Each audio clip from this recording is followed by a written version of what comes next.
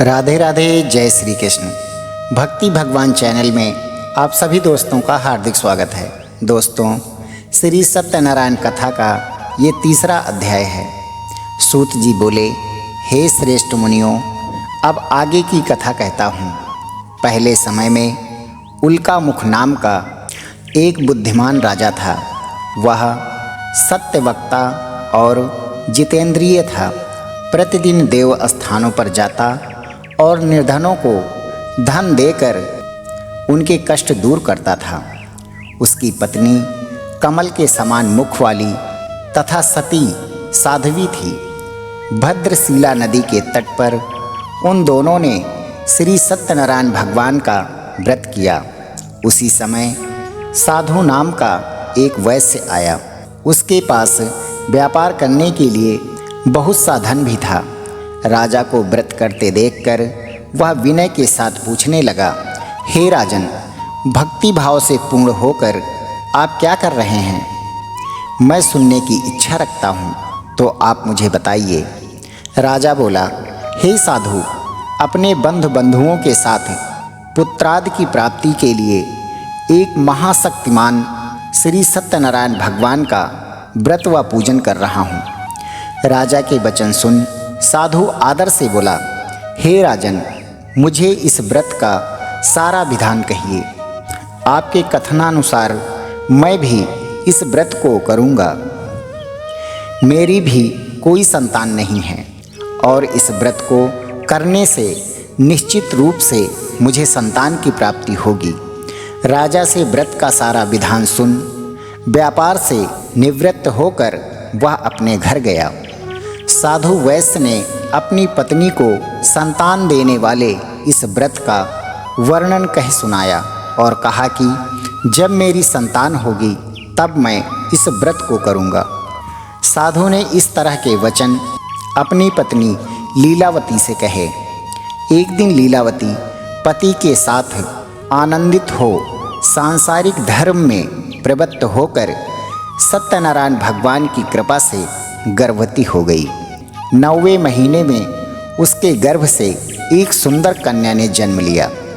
दिनों दिन वह ऐसे बढ़ने लगी जैसे कि शुक्ल पक्ष का चंद्रमा बढ़ता है। माता पिता ने अपनी कन्या का नाम कलावती रखा।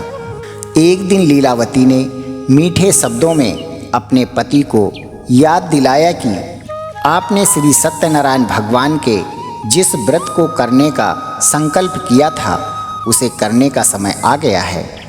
आप इस व्रत को करिए। साधु बोला कि हे प्रिय, इस व्रत को मैं उसके विवाह पर करूँगा।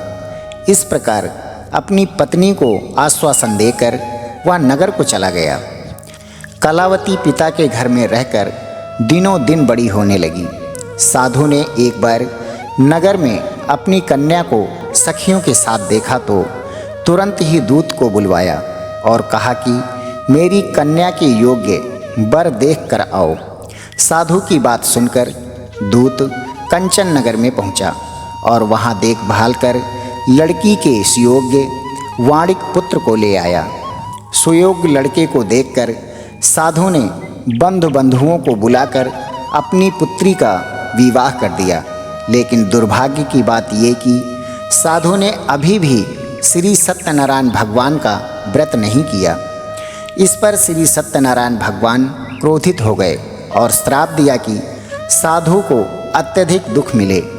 अपने कार्य में कुशल साधु बनिया जमाई को लेकर समुद्र के पास स्थित होकर रत्नासारपुर नगर में गया। वहां जाकर दामाद ससुर दोनों मिलकर चंद्रकेतु राजा के नगर में व्यापार करने लगे। एक दिन भगवान सत्यनारायण की माया से एक चोर राजा का धन चुराकर भाग रहा था।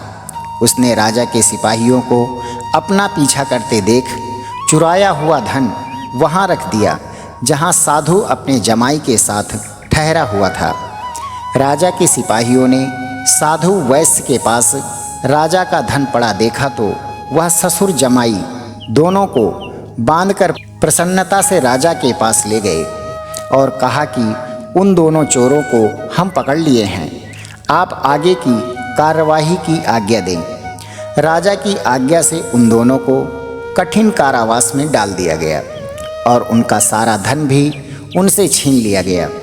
श्री सत्यनारायण भगवान के श्राप से साधु की पत्नी भी बहुत दुखी हुई। घर में जो धन रखा था उसे चोर चुरा ले गए। शारीरिक तथा मानसिक पीड़ा व भूख प्यास से अति दुखी हो अन्न की चिंता में कलावती एक ब्राह्मण के घर गई। वहाँ उसने श्री सत्यनारायण भगवान का व्रत होते देखा, फिर कथा भी सुनी। वह प्रसाद ग्रहण कर रात को घर वापस आई। माता ने कलावती से पूछा कि हे पुत्री, अब तक तुम कहाँ थी? तेरे मन में क्या चल रहा है? कलावती ने अपनी माता से कहा, हे माता, मैंने एक ब्राह्मण के घर में श्री सत्यनारायण भगवान का व्रत देखा है। कन्या के वचन सुन लीलावती भगवान के पूजन की तैयारी करने लगी। लीलावती ने परिवार व बंधुओं सहित सत्यनारायण भगवान का पूजन किया और उनसे वर मांगा कि मेरे पति तथा जमाई शीघ्र घर आ जाएं। साथ ही यह भी प्रार्थना की कि हम सबका अपराध क्षमा करें। श्री सत्यनारायण भगवान इस व्रत से संतुष्ट हो गए और राजा चंद्रकेतु को सपने में दर्शन देकर कहा, हे राजन, तुम उन दोनों वैश्यों को छोड़ दो और तुमने उनका जो धन लिया है उसे वापस कर दो।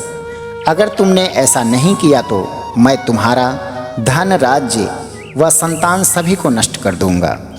राजा को यह सब कहकर भगवान अंतर्ध्यान हो गए। प्रातःकाल सभा में राजा ने अपना सपना सुनाया। फिर बोले कि वाणिक पुत्रों को कैद से मुक्त कर सभा में लाओ। दोनों ने आते ही राजा को प्रणाम किया। राजा मीठी वाणी में बोला, हे महान भावों, भाग्यवश ऐसा कठिन दुख तुम्हें प्राप्त हुआ है, लेकिन अब तुम्हें कोई भय नहीं है।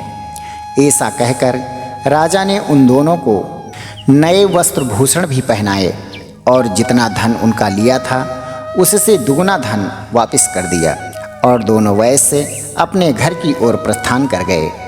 इति श्री सत्यनारायण व्रत कथा का तृतीय अध्याय समाप्त हुआ। चौथे अध्याय की कथा भाग 4 में। वीडियो कैसा लगा आप हमें कमेंट करके ज़रूर बताएं और अगर वीडियो अच्छा लगा हो तो लाइक, शेयर और सब्सक्राइब जरूर करें। धन्यवाद दोस्तों, मिलते हैं एक नई वीडियो के साथ। तब तक के लिए श्री सत्यनारायण भगवान की जय।